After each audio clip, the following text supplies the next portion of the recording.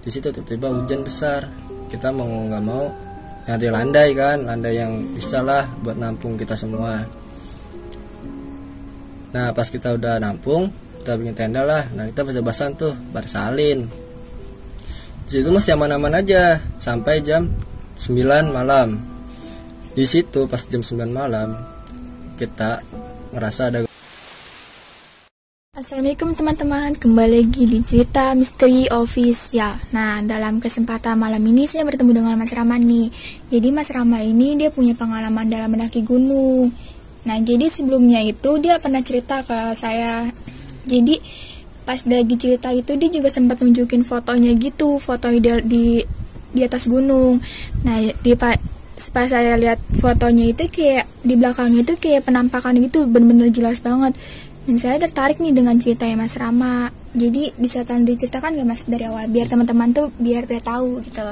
Bisa. Jadi awal mulai kan di sini gue ternyata solo hiking ya. Nah udah gitu teman-teman gue ngajakin gue nih, Ram yuk kita naik gunung. Nah pas pesan kan sini gue juga mau naik. Ya lah di sini gue udah kumpul nih 13 orang, 12 orang yang laki, 1 orang perempuan.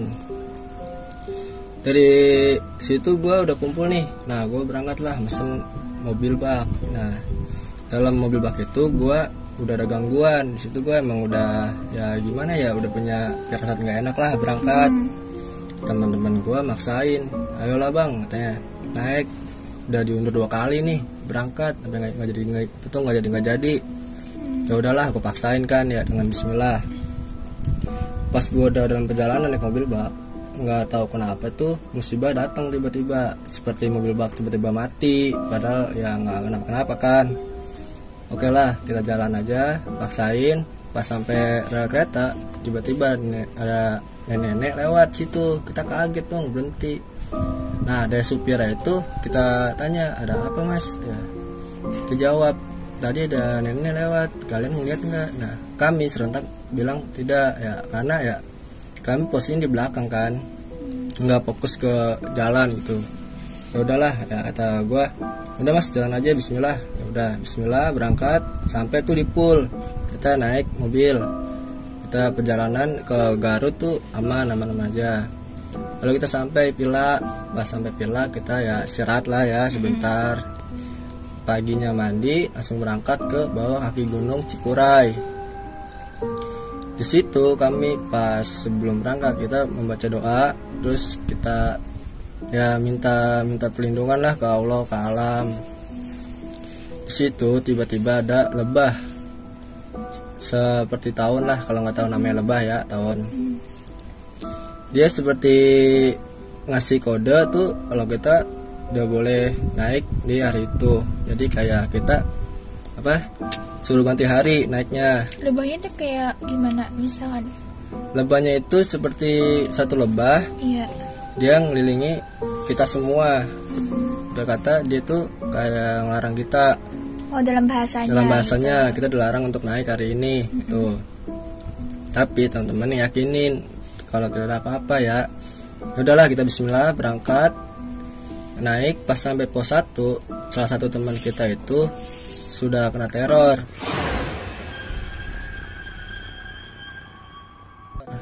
Nah di situ dia muntah-muntah terornya. Oke lah kita istirahat dulu sebentar, kita ngopi-ngopi.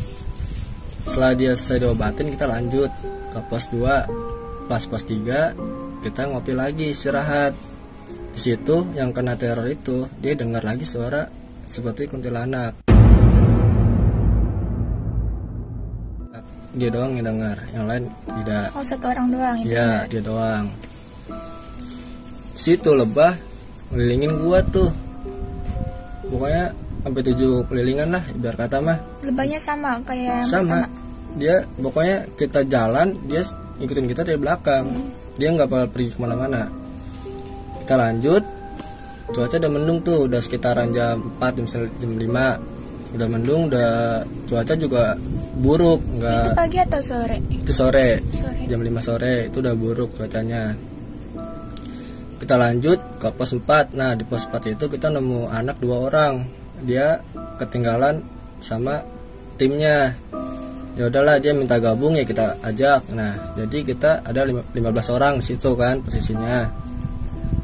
Nah kita lanjut ke pos 5. Nah pas sebelum pos 5 di situ tiba-tiba hujan besar. Kita mau nggak mau nyari landai kan, landai yang bisa lah buat nampung kita semua. Nah pas kita udah nampung, kita bikin tenda lah. Nah kita basah-basahan tuh, bersalin. Di situ masih aman-aman aja sampai jam 9 malam. Di situ pas jam 9 malam kita ngerasa ada gempa, getaran di bumi itu. Semuanya terasa Semua. Ya selama 3 detik 4 detik 3 detikan lah, kita juga kurang tahu, pokoknya lumayan lama. Pas itu kita nunggu kan ini gempa biasa atau longsor. Kita udah waspada, kita udah rapi-rapi buat lari ke bawah. Kita tunggu, oh berhenti. Ya udah kita taruh lagi barang-barang kita. Di situ masih aman. Ketika pas jam 1 malam, teman gua dengar nih ada orang yang minta tolong, bang, tolong bang. Nah temen gua nyamperin tenda gua dong, ya Ram, ada yang nggak tolong tuh, ya. Gue bangun kan, gue keluar. Situ posisinya gue pakai boxer doang kan, nggak pakai apa-apa, gue telanjang. Ya udahlah gue keluar ya, gue nyari dari sumber suara itu. Yang gue ngerin itu yaitu jebakan makhluk istri. Tapi lu dengar? Dengar, awalnya gue enggak, tapi pas gue keluar gue dengar. Nah, gue cari berdua tuh sama temen gue kan, pakai senter. Itu emang nggak ada apa-apa, sepi. Nah nggak ada orang. Gue turun lah ya sama temen gue buat mastiin ya, gue baca bismillah juga. Ya udah gue turun, gue paksain, gue nggak pakai alas kaki kan. Sumpah itu super dingin ya, karena habis badai hujan kan, badai angin, badai kabut ya. Gue maksain kayak senter kuning ya, gue paksain aja jalan. Gue cari, ternyata situ temen gue diteror. Tendanya tuh kayak apa namanya, dirubuhin gitu bang.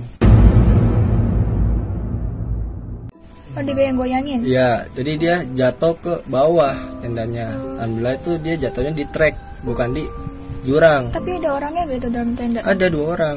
1 orang itu udah kena hipotermia berat, udah kena hipo. Dia udah nggak bisa ngapa-ngapain, cuma bisa melek. Badannya udah mulai ungu situ. Pada biru. Iya biru. Nah, gua situ posisinya gua ketua ya. Ya gua mau nggak mau gendong anak itu dong. Dikata ya gua udah nggak sanggup, ya gua nggak sanggup. Berat banget tuh anak. Ya gua nggak tahu lah itu berat dari tubuh dia atau ada lagi kan ya. Gue paksain naik ya, sekitaran ya 10 menit 15 menit lah gue sampai tuh ke tenda. Gue taruh tenda temen gue yang sebelah, karena situ banyak orangnya kan, obat-obatan juga ada di situ semua. Gue taruh tuh, gue obatin ya sekitaran 1 jam tuh anak sembuh, alhamdulillah, bisa ngobrol, bisa ngomong. Kalau gue telat temen gue nggak denger ya Allah alam, gue nggak tahu kan ya, namanya musibah mati ya. Ya udah ya kita lah tanganin ya, alhamdulillah selamat dah. Nah setelah kejadian itu gua jam 3 malam gua keluar tenda, gua ngerokok ngopi kan sambil main game. Di luar situ gua kayak ngedenger tuh suara rumput, kayak ada binatang atau apa nih. Ada yang jalan gitu. Iya, gua pastiin kan pakai senter. Gua lihat di atas pohon nih, kata gua itu monyet atau apa gitu ya. Gue pastiin dia makin lama makin besar. Gue makin curiga dong situ. Kira monyet turun, soalnya turun kepala dulu sama tangan kan. Matanya nyala. Pas tiba-tiba dia udah sampai bumi tanah, itu besar banget. Mata nyala, tangan ya besar-besar, kuku panjang. Situ gue langsung refleks dong masuk ya. Mana gue juga nggak mau ngelawan musibah. Itu lo sendiri? Sendiri di luar, teman-teman gue pada tidur. Gue langsung masuk, gue teriak tuh, teriaknya dengan sholawat, membaca itu si Al-Quran kan. Alhamdulillah tuh teman-teman gue denger gue teriak, dia juga ikut baca. Nah di tenda teman gue yang dekat jurang itu dia diteror karena ada anak itu yang diteror. Nah, gua nggak tahu ya awal mula dia tuh diteror kenapa. Gue juga nggak tahu dia bikin masalah apa, atau dari teman-teman gue yang bikin masalah jadi kenanya ke dia. Gue juga nggak tahu. Pokoknya situ anaknya tuh nggak cerita apa-apa. Dia nggak kayak bilang dia nggak ngelakuin apa-apa, dia nggak bilang apa-apa. Emang dia diteror dari awal. Ya kemungkinan dari temen gue yang lain dia ngelakuin hal yang nggak harus dilakuin tuh kenanya ke temen gue yang satu lagi teror. Di situ tendanya tuh teror sampai gelap, katanya bau buat bangkit. Tapi itu dia doang yang nyium apa semuanya? Semuanya yang ada dalam tenda itu. Jadi semua orang yang dalam tenda itu sekitar ada 9 orang lah sama dia. Nyium bau bangke. Itu lumayan lama tuh bau. Itu tenda itu gelap, padahal udah masang lampu kan ya. Masih tetap gelap. Itu lampunya kayak diredupin. Nah, di situ ada yang teriak juga kan ya, seperti serupan, tapi bukan bocah-bocah gue nggak tahu, gue dong dengar. Gue keluar lagi kan ya, gue mastiin takutnya bocah gue kan yang kena. Gue keluar pastiin, ternyata bukan, itu cuma dari suara alam lain lah, gue denger ya. Kayak minta tolong apa gimana tuh? Dia kayak rasa kesakitan. Oh, jerit? Iya, jerit ya, kayak teriak itu. Gue kira temen gue kan, ya gue keluar dong tenda, atau bukan. Ya gue pikir logika, mungkin tuh di alam dialah ya. Gue juga nggak mau ngambil resiko di situ, soalnya gue udah lelah juga kan, belum tidur pisan ngurusin anak-anak. Sampai pagi itu udah aman. Nah situ gue nanya tuh sama anak-anak, ini gimana, mau tetap lanjut ke puncak atau kita turun? Soalnya situ gue penengah. Ada yang bilang lanjut, ada yang bilang turun. Nah gue ngambil kesimpulan lebih baik kita turun, kita nggak mau ngelawan resiko yang lebih berat. Nah pas gue rapi-rapi, gue sarapan di situ, teman gue yang berlima pada foto-foto. Nah di situ gue belum ada sadar lah ya, namanya ada makhluk. Gue turun tuh pas sampai pos 2 pos 1, temen gue kepleset, ya akhirnya besut. Dia yang kena teror, dia juga orangnya yang kena. Gue selamatin, gue jalan, ada videonya itu. Udah pernah gue kirim kan? Iya. Tuh dia, gue dampingin dia sampai selamat ke bawah. Teman-teman gue udah duluan, gue bertiga. Situ gue juga bikin video kan, ya karena buat pengalaman lah ya, namanya buat dia. Kalau dia lupa bisa gue, nih lu dulu pernah gue selamatin, kayak gitulah. Pas sampai turun tuh tahu itu lebah masih ngikutin. Pas gua udah sampai kaki gunung, lebah udah dia pergi. Lebah itu sepanjang malam, pokoknya sepanjang hari itu dia nemenin gua sama teman-teman gua, ngejaga supaya teman-teman gua tuh kayak nggak dibawa ke alam lain gitu, dunia lain, enggak. Alhamdulillah di situ gua bisa nanganin sama teman-teman gua. Ya gua turun, alhamdulillah selamat, udah sampai villa. Kita sampai pulang udah selamat, nggak ada hal yang lain lagi terjadi. Nah pas kita ada berapa hari kemudian, teman gue kayak nge-share nih di sosmed ya, sosial media, ada yang nanya itu di samping pohon ada apa tuh. Nah yang pernah gue kirim ke lo itu juga simpang siur kan, ada yang bilang itu genderuwo, itu ada yang bilang kunyang itu pala buntung, dan ada bilang itu makhluk lain yang menyerupai apa aja kayak gitu kan. Ya kalau alam lah, gue nggak tahu kan ya, tapi gue pastiin ya itu emang beneran makhluk tuh. Kalau kalian mau lihat nanti bakal dikasih tunjuk fotonya.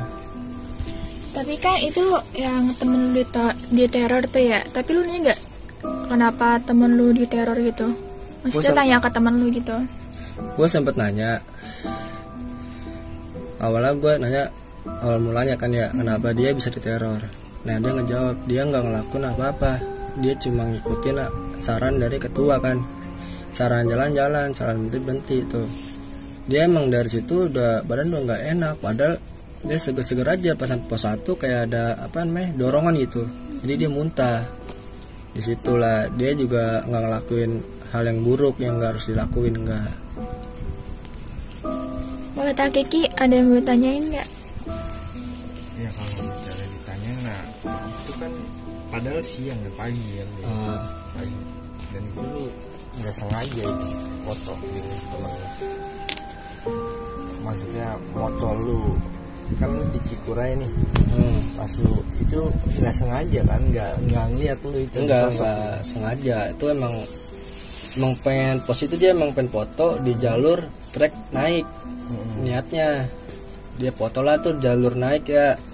Kalau gua sama teman-teman lain ya kita bodo amat ya, karena kita sedang sarapan sama sedang rapi-rapi buat menuju turun kan ya balik. Dia berlima-lima asik-asik nih foto-foto kan. Ya udahlah kita biarin ya, namanya dia foto-foto kan ya emang sih mistisnya sih kita nggak boleh foto ganjil gitu. Mau itu foto ganjil, mau itu dia berangkat ganjil 3, 5 itu emang nggak boleh, itu larangan. Genap gitu. Iya emang genap sebenarnya. Tapi kan kita nggak tahu juga kan dia mau foto-foto ya, namanya kita lagi sarapan, lagi rapi-rapi, sampah ini lain-lain kan buat dibawa pulang. Nah kita juga nggak tahu dia foto-foto, tiba-tiba tuh pas di bawah dia pada ngirimin foto nih. Ini foto-foto tadi nih ya udahlah, ada foto kegiatan kita lagi masak juga ada kan. Kita itu belum ada sadar juga masalah foto itu ada makhluknya. Pas ada dari salah satu anak yang di dalam foto itu mengunggah fotonya, ada orang lain yang komentari, kata dia. Ya pas gua lihat bener ada makhluk lain pas gua zoom. Tuh, udah. Menurut lu itu sosok apa tuh menurut lu? Menurut gua sih ya dibilang pandangan lu sendiri gitu. Dibilang genderuwo ya bukan, ya dibilang kunyang ya karena dia lagi ngintip di samping pohon. Itu nggak mungkin kunyang, dan itu jelas banget ya, itu jelas banget di kamera gitu. Cuman rambutnya dan mukanya ya jelas ya, cuman kalau badan nggak kelihatan gitu. Enggak, dia kayak kan ada pohon besar tuh, dia dari samping ngintip gitu. Ngintip. Baik yang berapa itu lu foto-foto di situ? Itu sekitar jam 6 jam 7-an. Pas lu turun dari pas mau turun, ya itu juga bukan kita doang yang bilang sih, banyak pendaki lain yang bilang kalau itu emang makhluk, mitosnya. Itu banyak makhluk, bukan editan. Nah ada ya namanya netizen kan, ada yang bilang itu editan, ada yang bilang itu ya teman kita sendiri. Ya masa teman kita sendiri kita kayak gitu sih? Itu juga ngeri kan, misalnya itu di hutan gitu loh, di gunung, masa iya sih kita dari rumah bawa wig gitu kan ya. Begitu kan palanya kan lebih besar dari pala-pala anak-anak situ kan. Tapi kalaupun editan biasanya kan kayak dia pakai wig ataupun penampilan gitu kan, nggak mungkin seperti itu sih menurut saya. Pasti kan ada badannya, ada kakinya, dan kalau itu udah jelas tuh editan tuh. Tapi lu ngerasa gak pas lu foto-foto ada yang ngeliat gitu? Kalau gue sih ngerasa di balik pohon kalau bagi gue, karena dari paginya itu kita kayak ditawain lagi sama sosok siapa tuh? Kuntilanak. Tawain lagi, kita cuek lah ya, nama kita udah pada lapar kan, ya udah kita. Berarti yang lu lihat di situ sosok genderuwo, kuntilanak gitu. Yang pas malamnya nih ataupun pas lu di situ gitu, pas di gunung itu. Pas malamnya jelas genderuwo kan, mata nyala, itu jelas kita tahu. Tapi pas sosok pagi itu yang dalam foto, ya gua kurang tahu karena itu bukan yang gua lihat semalam, bukan, beda lagi. Mungkin tuh sosok yang makhluk yang nggak suka lagi, bisa yang menyerupai apa aja gitu. Iya mungkin tuh ya semacam siluman lah ya. Semuanya kan bisa menyerupai apa aja kan, kita nggak tahu ya Allah alam. Tapi kalau gue lihat-lihat tuh rambutnya kayak genderuwo ya. Itu makanya gue muka pun, lu tau gak sih film-film Malampir? Kayak Malampir hijaunya. Soalnya mukanya itu jelas banget ya. Tapi di sini kalau gue lihat tuh di foto di sini kayak ada mata. Jelas, jadi kayak mata gitu loh, bukan sekedar bundar. Iya. Berarti ada 3 mata gitu. Kayak 3 mata. Kayak Dajjal dong ya. Iya. Pokoknya sih seperti itu sih gue lihat. Dan kalau kulit sih menurut gue kayak ini kayak Malampir. Kulit Malampir. Rambutnya pun kalau kuning langsap gitu ya. Apanya? Hijau sih. Kulitnya. Hijau. Cuman rambutnya panjang. Nah, kalau rambut sih ciri-cirinya sih kayak genderuwo. Tapi kalau kulit kayak Malampir. Tapi kalau muka kalau walam ya, soalnya di sini ada mata. Soalnya di situ menurut gua anjir ini mah siluman kayaknya, di atasnya siluman bisa jadi siluman. Iya. Bisa jadi. Badannya pun kan nggak kelihatan kalaupun Iya kan gitu. Kalaupun editan pasti ketahuan lah ya kan. Dan ini real gitu, ketangkep nih. Udah gitu juga ini foto kan udah setahun yang lalu nih. Jadi kelihatannya kayak apa buram-buram gitu loh, nggak jelas kayak awal. Kan? Iya. Nah foto aslinya juga kita udah kehapus ya karena di HP satu lagi kan. Nah kita ngambil fotoin dari sosial media kita. Ya kayak ngambil satu tahun kan udah agak buram, jadi ya kurang jelas tapi masih jelas buat dilihat. Jadi mungkin buat temen-temen yang penasaran sama sosok, nanti gue bakal kasih nanti biar teman-teman bisa lihat sendiri menurut teman-teman ini benar atau tidak gitu, editan atau tidak, tapi teman-teman punya hak untuk menilai ya. Tapi untuk dari Bang Rama sendiri, dan dia tidak ada yang namanya kayak gue tuh persiapan kayak mau apa ya bikin film gitu ataupun foto ada setannya bohong-bohongan gitu, yang ya emang niatnya mau ngedaki gitu, niatnya gitu. Mau menikmati alam aja kan. Dan terkadang ya giliran nggak disengaja ada gitu, giliran dicari malah nggak ada ya. Nggak ada. Kita juga berangkat naik ke puncak, emang bocah kita larang buat main HP. Ya main HP nanti di atas puncak buat foto-foto. Nah namanya kita sedang dalam masalah ya, jadi kita juga nggak tahu dan anaknya foto ya kita biarin lah, namanya kita nggak tahu kan, atau aja kita bilangin jam 5 fotonya, nanti ada nemenin. Kalau kita tahu, kita juga nggak tahu yang namanya musibah yang nggak ada yang tahu. Nah iya nih, nah kan buat teman-teman pasti banyak yang sering mendaki dong. Nah menurut lo nih pesan-pesannya apa sih buat yang ingin mendaki ataupun yang sudah mendaki gitu? Pesan dari gua sih awal pertamanya lu harus dapat restu dari orang tua. Oke. Lu kalau nggak dapat restu dari orang tua, lu diem lu kabur, ya alam di situ lu ya nggak tahu lah. Takutnya lu ada sesuatu yang tidak diinginkan, teror atau apa. Mungkin temen gua kayak gitu kali ya, dia nggak dapat restu, dia kabur maksain. Ya, nah kan gue sering tuh dengar berita gitu, pendaki hilang. Nah ini menurut lu seperti apa pandangan? Kalau masalah pendaki hilang sih sebenarnya menurut gua nih ya, bukan menurut orang lain nih. Menurut gua ya masalah dia izin orang tuanya udah apa belum, masalah iya gitu kan, atau masalah dia ngelakuin sesuatu yang nggak baik di sana, gitu. Yang dilarang di gunung itu, ucapan tingkah laku dia gitu ya. Nah kemungkinan dia juga apa namanya dibikin sesat juga kan.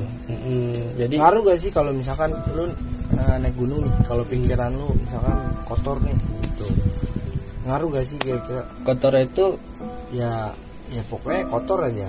Sebenarnya sih pikiran itu ya nggak bakal ngaruh ke kotor kalau nggak ada partner wanita. Sebenarnya pikirannya itu pasti kita naik gunung, kita nyari sensasi, ada yang nyari sensasi, ada yang nyari ilmu kan situ. Kalau nyari sensasi dia pasti main HP, sebenarnya dia niat apa gitu direkam. Menurut gue sih nggak bakal mikir kotor dia kalau nggak ada partner wanita, nggak ada. Kalau ada itu bukan kayak mikir kotor kayak itu, tapi kayak misalkan kayak buat ngambil barang yang ada di sana gitu. Oh iya. Oh itu sih bisa jadi ada yang mikirnya seperti itu, ada yang naik gunung nyari barang-barang kayak gitu kan. Pusaka kayak pusaka atau bunga atau apalah gitu, ada pasti ada aja, tapi nggak semua orang. Ada aja kayak gitu. Jadi intinya si sosok itu seperti kunyang ya. Iya. Gue pun awalnya ngeliat kayak kunyang gitu, karena jeroannya tuh nggak ada gitu. Iya benar. Kan. Nah pas karena ini hijau kan, kayaknya malam gitu. Pas dilihat lagi, wah matanya ada, wah kayak ini deh siluman ini, kayak menurut gue siluman itu yang bisa menyerupai bentuk apa aja gitu. Kalaupun gundurwo kan pasti kelihatan badannya, setidaknya ya matanya lah kelihatan kan merah kan gitu, terus bulunya juga banyak, kukunya panjang-panjang kan yang lu cerita tadi. Kalau itu menurut gue ya gundurwo sih, kayak gede tinggi kan yang sampai lu refleks gitu kan. Itu sih lumayan juga sih, gue seru lah. Iya. Cerita lu. Situ juga gue ngeri dong ya. Berarti intinya buat pemula-pemula nih untuk mendaki harus izin. Awal mula harus dapat izin dari orang tua. Nah, kedua kita jangan asal naik. Kita harus cari tahu dulu nih situasi, kondisi. Kita harus punya orang sono. Nah, kita cari tahu dari orang sananya, kayak kita punya apa namanya kan zamannya sosial media kan, ya pasti kita bisa dapetin informasi di sana. Kalau kita dapat informasi dari sana lagi buruk, kita jangan pernah maksain kondisi. Intinya jangan ganjil lah ya. Iya, sama jangan ganjil. Kita jangan nafsu lah, kita naik gunung jangan nafsu. Kan masih dari selanjutnya. Menurut lo di Cukura itu yang paling serem di pos mana gitu? Di pos 4. Kenapa sih yang dibilang serem pos 4 itu? Karena di pos 4 itu seremnya ya gangguannya. Seperti apa tuh gangguan? Seperti genderuwo, ketawa, kayak suara-suara rumput lah gitu ya. Gue nggak tahu. Gue nggak tahu tuh binatang atau apa. Dan hawanya juga sangat beda dari pos-pos lainnya. Gue situ juga maksain karena ya udah hujan besar kan. Badai. Oh itu hujan loh. Hujan itu udah hujan besar, lebat sama badai gitu juga ya, badai, angin, kabut tuh udah parah. Kita nggak bisa maksain buat naik. Kita mau nggak mau ya kita bismillah aja. Yang nggak kita inginkan terjadi di situ. Alhamdulillah temen gue selamat, nggak mati. Kita nolongnya alhamdulillah tepat waktu. Nah tadi kan lu sempat agak cerita nih, yang lu bilang ada sosok kakek-kakek yang mau ke jurang.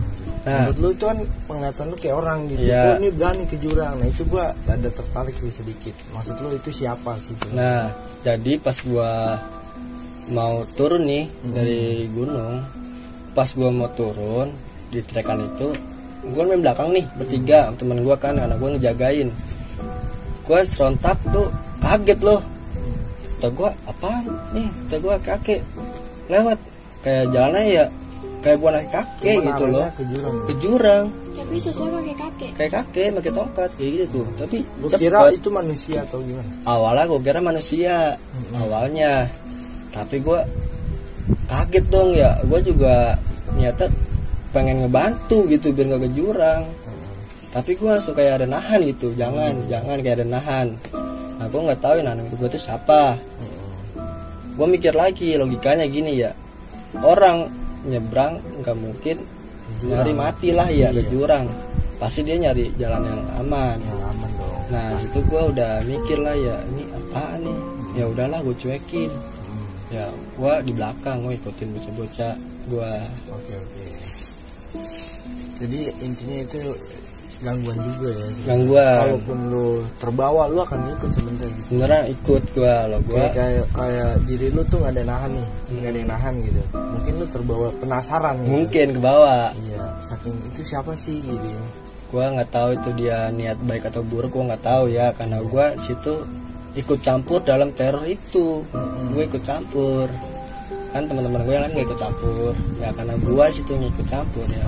Mungkin gue juga kena teror kali pas mau balik, tapi alhamdulillah gue ada nahan. Nah ini kan banyak sekali yang umpama nih lu ngedaki 10 orang misalkan ya, ataupun ya pokoknya ganjil lah, itu gue sering dengar kayak dia kehilangan jejak, padahal kan lu naik bareng nih, itu tiba-tiba kehilangan jejak. Itu kenapa sih sebenarnya? Sebenarnya ya, atau karena emang dia nggak kuat, dia diam nggak minta tolong, atau lu udah jauh atau gimana? Sebenarnya tuh yang kehilangan jejak itu pikiran dia. Pikiran yang bikin kehilangan jejak. Kalau pikiran dia nggak kosong, pikiran dia nggak kemana-mana, dia fokus ke temennya. Kan kalau kita naik bareng-bareng nih, pasti kan dia ngatur posisi jalan loh. Ada yang depan, ada yang belakang. Tuh dia ngatur. Kalau ada salah satu tim itu anggota ada yang kosong pikirannya atau apa ya, dan dia nggak bilang, dia bakalan ibaratnya kerasukan gitu, tahu nggak, kayak kerasukan terus ke bawah sana. Nah dia lihat itu depan dia tuh kayak kosong, bukan sakit, nggak ada orang, padahal ada teman kita tapi lihatnya nggak ada. Sebenarnya tuh yang saat itu ya Kalau menurut gua nih ya mungkin tanggapan yang lain ya beda-beda ya itu urusan dia, itu otak dia. Kalau menurut gua itu pikiran dia kosong, kedua dia walau alam ya udah kerasukan jadi kebawa kemana-mana, jadi pandangan dia tuh depan kosong dan nggak siapa-siapa, dia berkata mah sendiri atau berdua gitu ya, kayak gitu. Oke. Nah mungkin kan masih banyak yang belum pernah ke Cikuray nih. Iya. Kira-kira untuk biaya gitu, mungkin jadi biar yang mau niat ke Cikuray biayanya berapa sih gitu untuk kesana. Iya. Gitu, lu kan sehari nih. Kira-kira butuh berapa biayanya ongkosnya kalau untuk kesana nih? Sebenarnya mah ya ongkos itu kalau kita juga nyewa villa nih, ya villa hitungannya 75 lah. Kalau villa, 75. Kalau villa, kalau misalkan kayak lu sendiri tuh kayak camping kayak gitu. Kalau gua solo solo hiking, tenda mah kita bawa dari rumah. Kalau kita punya, kita bawa alat pribadi. Kalau kita nggak punya, kalau kita mau nyewa ya kita cari penyewaan alat hiking. Itu. Ya kalau kita nggak punya alat hiking ya minimal ya kita mau ke Cikuray habis 400 lah. 400. Itu hitungan berapa hari tuh? Itu 3 hari 2 malam juga 400. Oh 3 hari 2 ya, malam. Jadi perjalanan kita itu dipintain. Kalau kita naik truk nih, truk itu per orang dipintain 25.000. Kalau waktu gua 25.000. Berarti kalau kita pulang balik ya sekitaran 50-70. Karena baik kita nggak tahu kan arah beda. Hitungan 70 lah ya pahitnya. 70 villa 75 ya 145 ditambah untuk masuk Cikuraynya. Oh itu murah 10.000 aja ya, sama makan makanan lah, ini rokok kopi ya habis lah 400. Kali mau beli apa gitu kan. Bener apa kalau untuk perjalanan ya bawa 200.000 juga cukup, 150 juga cukup ya, itu pahit kalau lu nggak mau jajan sono, nggak mau makan. 400 itu bisa 3 hari 2 malam misalnya. Iya bisa. Hitungan lu sendiri ya. Oke. Sudah cukup jelas sih intinya dari cerita lu. Gue tertarik banget sebenarnya. Makanya lu gue undang untuk menceritakan perjalanan lu sih. Jadi udah cukup puas sih kalau gue sendiri gitu, dan udah nggak penasaran lagi sama si sosok itu tuh yang ada palanya gitu. Nggak ada badannya. Kok nggak ada palanya? Nggak ada palanya, salah. Kebalik. Nggak ada badannya. Iya. Kalau dibilang kunyang kayak kunyang ya. Nah kunyang, tapi kan kalau kunyang itu kan dia pasti ada organ tubuh. Ya. Itu sebenarnya bikin membingungkan kita. Nah sampai sekarang belum ada yang tahu itu makhluk apa. Iya. Sampai sekarang masih ada yang bertanya, ada yang tidak, yang namanya sudah lama, sudah 1 tahun kan. Gue percaya karena ya gunung ya, kalau gunung alam ya, mungkin karena alam ya sendiri lah ya kan, lebih mistisnya masih kenceng lah, masih ya, kenceng karena hutan kan. Oke deh, cukup kalau untuk Uci sendiri ya. Udah cukup ya. Yaudah cukup. Mungkin teman-teman ada yang penasaran dari cerita Bang Rama nih, mungkin nanti kita kasih link IG-nya kali. Boleh. Mungkin yang teman-teman ingin bertanya-tanya soal mendaki gunung ya, mungkin bisa sharing dengan Bang Rama, nanti Instagramnya kita kasih linknya. Nah jadi teman-teman itu dari perjalanan Mas Rama nih, mudah-mudahan buat teman-teman jadi pelajaran bahwasanya yang namanya alam kita harus jaga diri baik-baik. Satu dari bahasa ya, kedua juga niat, pikiran dan tingkah laku. Jangan seperti kayak buang sampah sembarangan, terus kayak kencing sembarangan gitu ya, karena ada aja sebenarnya gitu ya kejadian-kejadian yang kita tidak inginkan gitu. Pasti ada dampaknya juga pasti. Ya. Nah, yaudah cukup ceritanya sekian. Terima kasih sudah menonton di video cerita misteri official. Mungkin kita bakal tayang lagi kalau teman-teman selalu support channel ini, dan jangan lupa apa sih? Like, comment, dan subscribe. Oke, sampurasun. Assalamualaikum warahmatullahi wabarakatuh.